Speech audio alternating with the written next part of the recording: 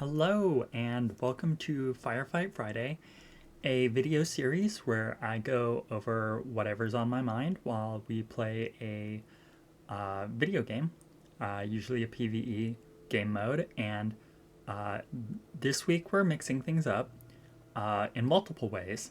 One of them being, since it is the 10th anniversary of Halo 5, I believe tomorrow, if you're watching this when it goes up, we're playing Halo 5. And the other way we are mixing it up is that I've been noticing my quality of this series has been going down as I run out of things to talk about. I can't focus on both gameplay and the talking, so we're gonna go semi-scripted on this one. So we are going to see if that increases the quality of video, because that way I can focus on them separately, and my ADHD does not wreck me up and just make a shitty video. So, since it's the 10th anniversary of Halo 5, there's some things I need to say ahead of time. This is not going over the campaign, to be honest. I don't even remember the campaign. And also, I would like to mention that I came late into Halo 5. By the time I got into playing Halo 5, everything had already been as fixed as it is now. It was not getting any more support. It was, they were focusing more on Halo Infinite at the time. So, and also, all of this is my own opinion. If you disagree with it, that's your right to do that. I mean, I doubt we're going to share the same opinion. That's what opinions are. Anyway, let's get started by getting started. I'm gonna be honest. I do not like the Halo 5 aesthetic. Not just the aesthetic of the Covenant, I'm just talking about, like, Spartan armors. They're too, not even the design, they're just bright. Like, they don't look like Super Soldier armors, they look like really bad toys. Like, people will say they look like Power Rangers. I don't think that, because Power Rangers have shading on them. These look like they were toys that were just all painted the same color. Round complete. At least, like, for team-based games, which is most most Halo games, with the exception of, like, Lone Wolves and Firefight. They just paint your entire Spartan one color. And the Spartans are all, like, really bright colors, and they're just kind of, they glow for some reason. I guess so that you can't, like, paint, like, be on black team and just hide in all of the shadows. But the lighting clashes, and it just does not look very good, in my opinion. I'm really glad that they moved away from this. Also, like, the aesthetic's not very good. I am not a fan of Halo 4 or Halo 5's aesthetic, but I'll probably go, if I ever make a Halo 4 video, I'll probably go more into detail there. Yeah, and I want to add, the armors don't look lived in. They don't have scratches, they don't have, like Halo Reach look lived in. And I'm not a fan of the Halo Reach color scheme, but, like, that stuff was dirty, you could tell. This just looks like, it looks like a Star Wars toy knockoff from, like, 2016, where they just paint the entire figure just one color. Captain takedown. Round complete. The game seems to be fun to watch for esports, and I have heard it is, you know, pretty decent to play for esports, but I do not play competitive game. Like, I don't play competitively. One, I'm not very good, especially at Halo 5, and I've always just seen gaming as something to do with friends. I'm very, very casual. We need to wipe out those jackals. Yeah, like even in Halo 3, which is probably the most I've done ranked, I only got to like level 31 lone wolves, and I preferred big team the entire time. Now, this isn't just gonna be me like shitting on Halo 5, because Halo 5 does do some things better than, you know, other Halo titles, or at least Halo 4. Everyone's got equal starts. The equipment stuff is built in to your player, so like none of this I'm going to spawn with armor lock and nobody else, like it's gonna give me an advantage over someone who like started with sprint. No, everyone gets the same start, which is important for Halo. The weapons, they feel really balanced, arguably a little too balanced, but again, they focused on esports for this game, which has its own problems. Focusing on esports and game balance also kind of removes fun elements from the game, at least in my opinion.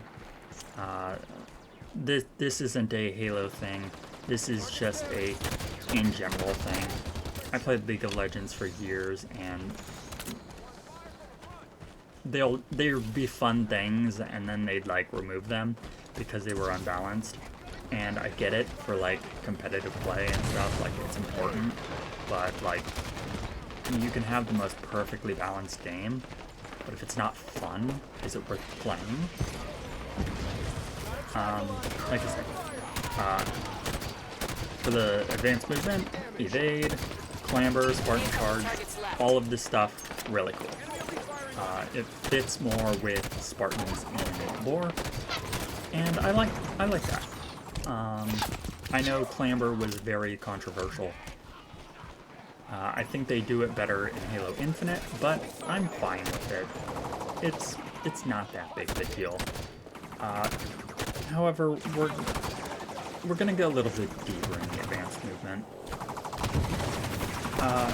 At the time, Halo was, and they kind of still do this, they were not confident in themselves. Halo was trying to emulate whatever was popular. Halo 4 had this issue with Call of Duty, where it tried to be Call of Duty with kill streaks and all that kind of stuff, and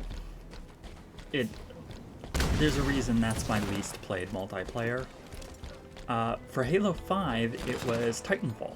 Everyone was trying to be Titanfall. This is Call of Duty jetpacks. This is where we got advanced movement in most first-person shooters. Round 4. And Halo 5 is no different on this. Red confirmed. Some of the advanced movement is good. Like I said, the evade, the Spartan charge. Red confirmed. I think clamber's alright. The fact that sprint is just there by default, like that also. Not a fan of the ground pound, and not a fan of like the sliding around. I don't like sliding around in first-person shooters.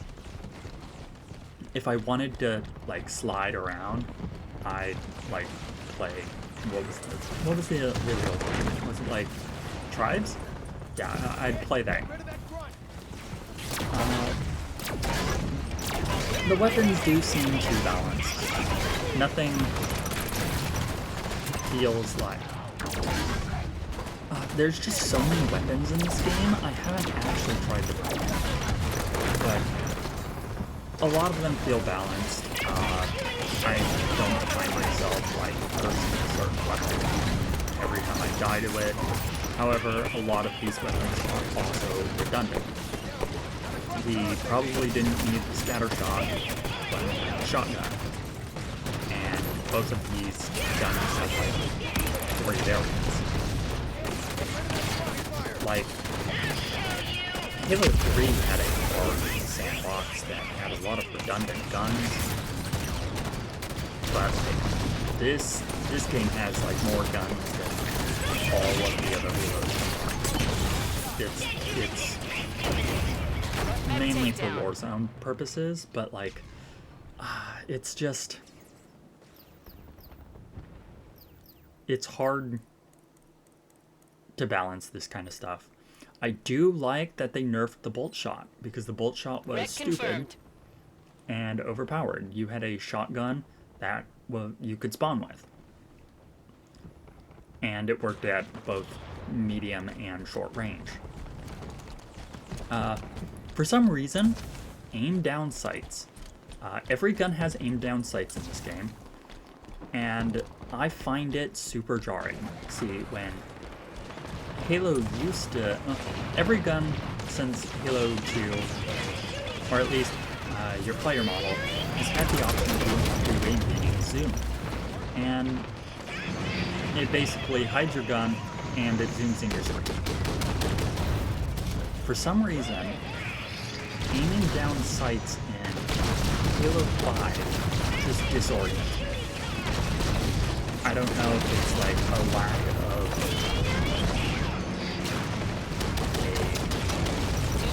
like zoom function, where like there's no transitional like frame, or especially the Promethean weapons have this issue.